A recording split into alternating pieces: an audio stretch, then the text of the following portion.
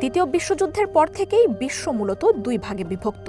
নতুন নতুন শক্তির উত্থানের আগে রাশিয়া ও আমেরিকা বিশ্ব আধিপত্যের কেন্দ্রে ছিল। চিরশত্রু হিসেবে পরিচিত এই দুই দেশ একে অপরকে শক্তি, অস্ত্র আর প্রভাবে পাল্লা দিতে এমন কোনো পথ নেই যা গ্রহণ করেনি। তবে সেই আমেরিকার প্রেসিডেন্ট ডোনাল্ড ট্রাম্পের রুশ প্রেসিডেন্ট পুতিন প্রীতির কথা অজানা নয়। ঘন ঘন ফোন আলাপ, একে অপরকে সমর্থনে দুই দেশের সম্পর্কে নতুন মেরুকরণ তৈরি করেছেন তারা। আমেরিকার ঘর ও বাইরের ঘনিষ্ঠ মিত্ররাও ট্রাম্পের এই পুতিন প্রীতিতে শঙ্কিত। এবার হোয়াইট হাউসেও জায়গা করে নিয়েছে রুশ প্রেসিডেন্ট ভ্লাদিমির পুতিনের ছবি। বাসভবনকে নতুন করে সাজানোর পর ডোনাল্ড ট্রাম্প তার ও প্রেসিডেন্ট পুতিনের এক বাধাই করা ছবি বসিয়েছেন হোয়াইট হাউসে। এতেই সমালোচনায় ফেটে পড়েছেন আমেরিকার রাজনীতিবিদ, গণমাধ্যম। ভবিষ্যৎ হোক নিরাপদ, বিনিয়োগ হোক বিশ্বস্ত, আর আমার পছন্দ সল্ট বে। ওয়েলকাম টু সল্ট বে।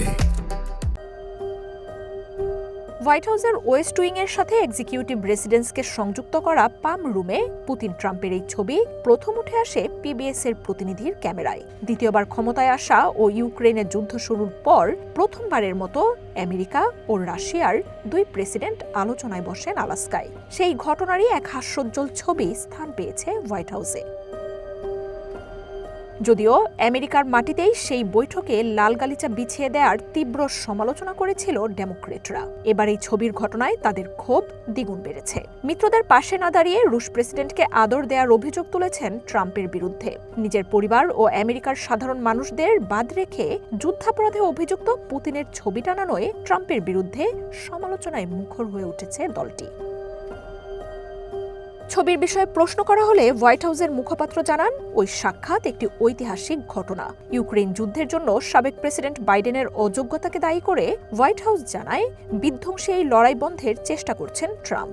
এছাড়াও হোয়াইট হাউসের রাষ্ট্রনেতাদের সাথে প্রেসিডেন্টের ছবি নতুন কিছু নয় বলেও মন্তব্য করা হয়। তুমুল আলোচিত এই ছবি দৃষ্টি কেড়েছে মস্কোরও। রুশ প্রেসিডেন্ট পুতিনের বিশেষ উপদেষ্টা কিরিল দিমিত্রিভ সামাজিক মাধ্যমে জানান, এই একটি ছবি হাজার শব্দের চেয়েও বেশি বার্তা দেয়। মার্জিয়া উপমা, ওয়ান ইন্টারন্যাশনাল ডেস্ক।